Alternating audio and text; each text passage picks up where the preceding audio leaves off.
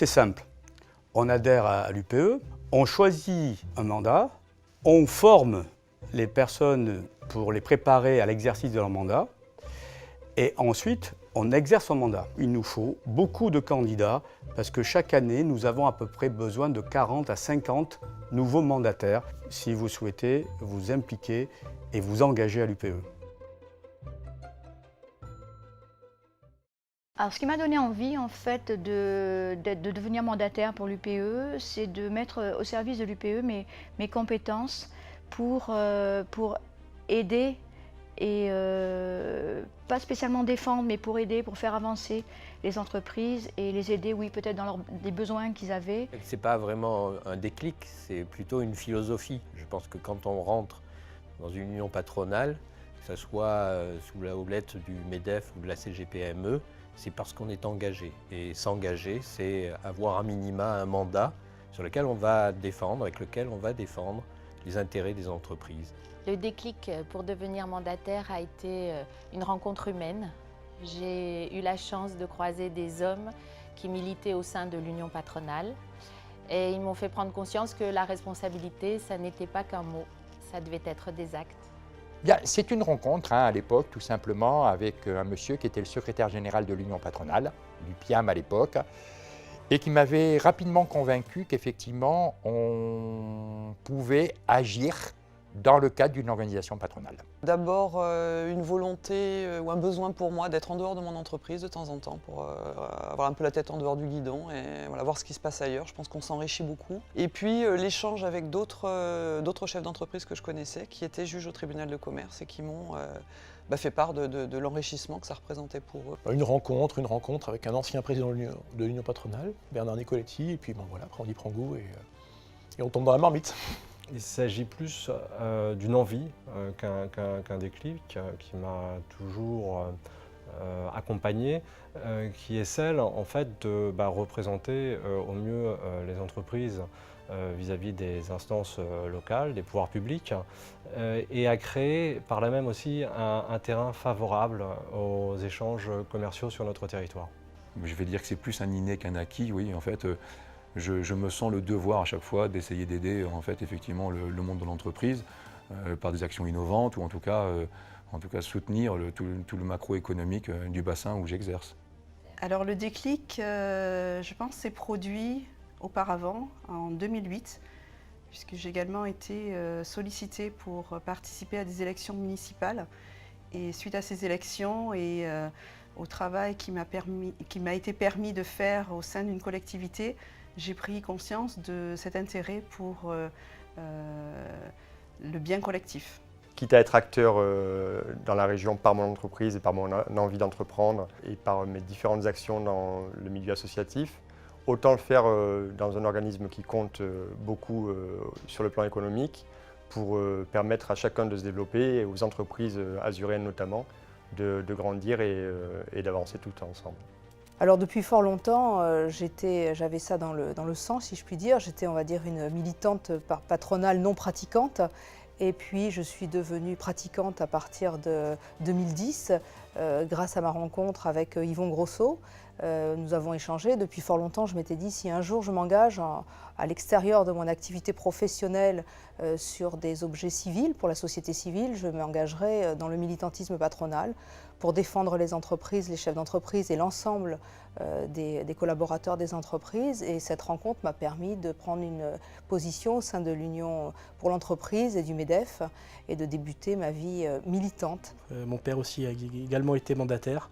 Donc le déclic, c'était en 2001, lorsque effectivement j'ai côtoyé cette personne qui était conseiller prud'homal et qui m'a donné envie d'exercer ce mandat de conseiller prud'homal. Et à l'époque, je me suis rapproché de l'Union patronale pour pouvoir devenir conseiller prud'homal. En fait, j'ai toujours eu cette fibre de bénévolat. J'ai toujours voulu aider les entreprises.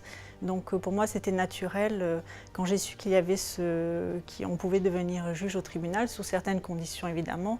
Ça m'a tout de suite plu et puis voilà, je suis toujours très heureuse d'y être. Le déclic pour devenir mandataire réside tout simplement dans le fait d'aider les autres, de pouvoir contribuer à la réussite de chacun. Je suis revenue à mes premiers amours. En fait, moi j'ai une formation, j'ai fait du droit. J'ai arrêté pour prendre une activité commerciale parce que je me suis dit, il y a plus de 10 ans, on était en plein lancement de la location longue durée qui n'existait pas à l'époque et c'était un challenge pour moi. Donc j'ai exercé cette activité que j'exerce encore maintenant et effectivement j'ai adhéré à l'Union patronale et j'ai vu passer des candidatures et effectivement le fait de me dire de revenir au droit m'a tout de suite séduit et j'ai répondu à la candidature. Pour moi, il a toujours été difficile de supporter l'ordre établi. Ça, c'est tout à fait personnel. Et puis, très jeune, j'ai été obligé, parce que j'étais seul, de me débrouiller. Et j'ai toujours mal vécu une certaine interprétation des faits. Le seul moyen légal, c'est véritablement d'aller dans des mandats. Et là, vous pouvez donner un avis, essayer d'influencer, essayer de faire un certain nombre d'éléments qui permettent d'avancer. Mon histoire a commencé très tôt parce que j'ai rencontré le président fondateur de l'Union patronale, à l'époque UPIAM, qui s'appelle Gilbert Cellardo, et qui m'a donné envie de venir m'engager dans le mouvement patronal. Depuis lors, j'ai eu beaucoup de mandats à CEDIC, dans le domaine de la formation, dans le domaine de l'économie. J'en ai fait un certain nombre.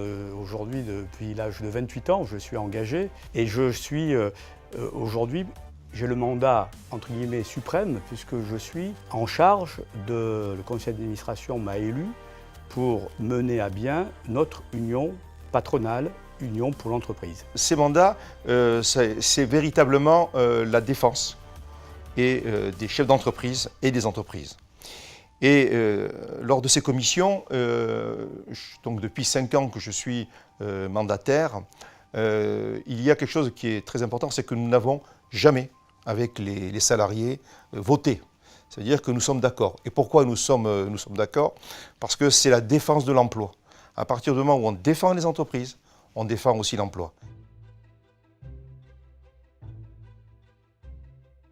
J'ai reçu dernièrement la lettre d'un gérant et d'une gérante d'une boulangerie qui m'a dit merci de m'avoir aidé en conciliation puisque au titre de délégué des modes amiables de résolution des différends, je fais des conciliations au tribunal. On s'est retrouvé confronté à une affaire très difficile où un employeur, un tout petit employeur, avait été mis en cause par un salarié qui était son père en fait.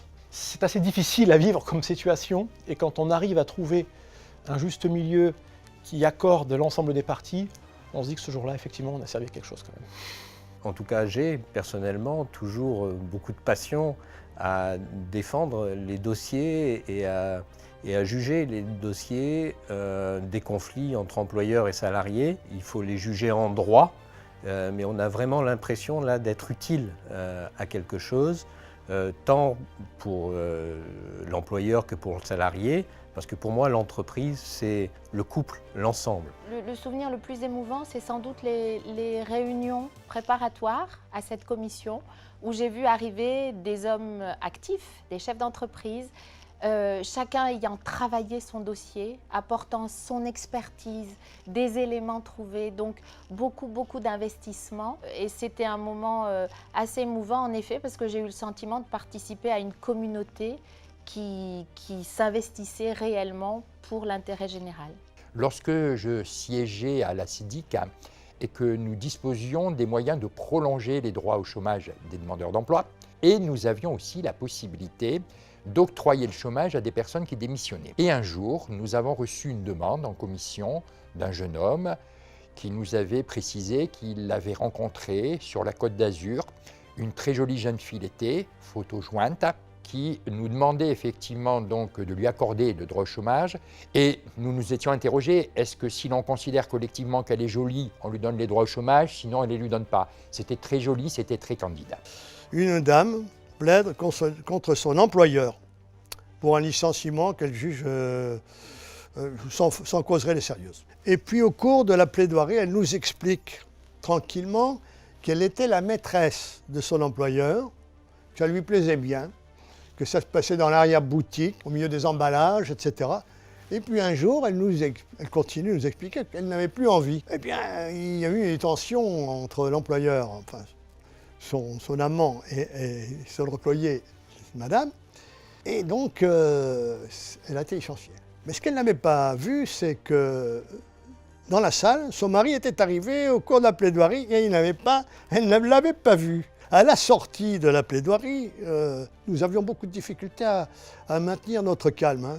Bon, nous n'avons pas voulu lui dire que peut-être son patron manquait d'imagination, qu'il n'avait pas révisé son Kama Sutra suffisamment. Bon, enfin voilà. À la fin, lorsqu'elle est sortie de la salle d'audience, il y a eu des distributions de gifles, des chaises qui volaient, etc. C'était voilà. Et c'était très difficile pour nous de rester imperturbable, vous le comprenez. Voilà.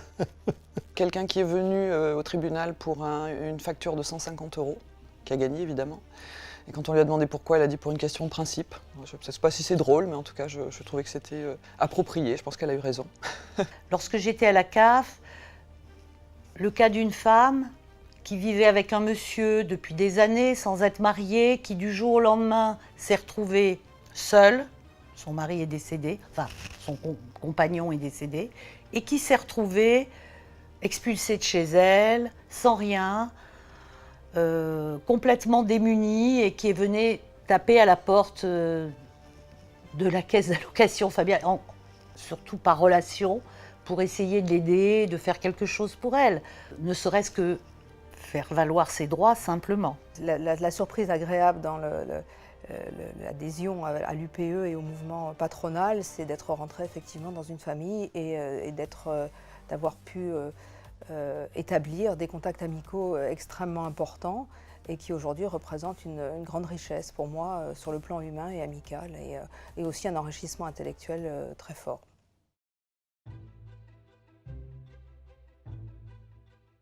Ce que nous devons être avant tout, c'est les diplomates. Écouter, analyser, puis convaincre. Agir pour ne pas subir les choses, être passionné quelque part. Je veux en tout cas être là, vraiment, lorsqu'on a besoin de moi, et de défendre une cause juste.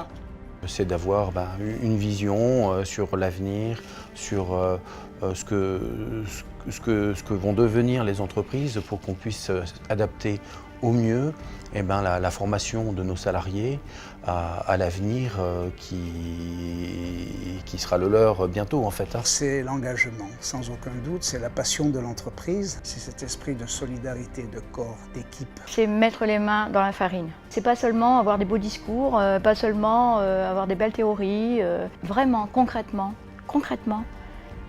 aider les entreprises. Fédérer effectivement afin d'être une force de proposition, écouter et puis agir. Un mandataire, c'est un chef d'entreprise qui est engagé et qui a une éthique surtout. Justement, d'être au service de ses pairs, de la collectivité pour faire partager son expérience, apporter du soutien. C'est un engagement, un accompagnement, une solidarité et c'est également la notion de réseau. Être ensemble et être plus fort ensemble. C'est plaider la cause de l'entreprise, faire en sorte que l'entreprise survive malgré toutes les contraintes qu'elle a au quotidien. Pour moi, c'est avant tout agir, motiver, sans oublier d'être humain. Défendre l'intérêt général et sans doute de reprendre aussi pied par pied toutes les concessions qui ont été faites à l'immobilisme et à la bureaucratie et de ce fait de participer au retour de la confiance et de l'enthousiasme dans notre pays qui en a vraiment besoin, je crois. Agir, c'est défendre, c'est s'impliquer. J'ajouterais quand même un terme qui me paraît important, c'est de la passion. Et je dirais que c'est aussi une démarche citoyenne. Impartialité. Ensuite, le partage, avoir envie de partager son expérience, partager son temps aussi. L'action et le service. C'est-à-dire que lorsque vous êtes mandataire, vous acceptez une responsabilité et vous ne devez pas trahir cette responsabilité, ce mandat qu'on vous a donné. Il faut être présent, constant et efficace.